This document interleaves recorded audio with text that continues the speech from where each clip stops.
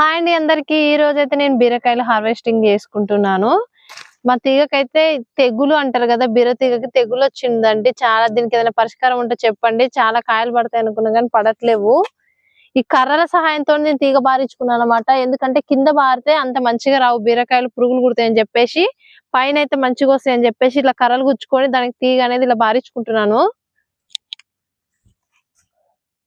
దీని మధ్యలో మనం వేరేది మళ్ళీ అంతర పంట కూడా వేసుకోవచ్చు అన్నమాట.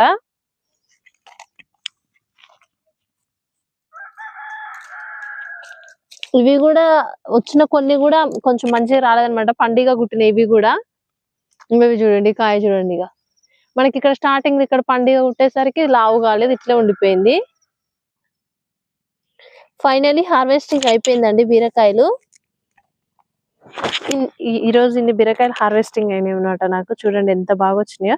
ఎక్స్పెక్ట్ చేయలేదు కానీ మంచిగా రేపు కూరకు సరిపోయిన బీరకాయలు వచ్చినాయి.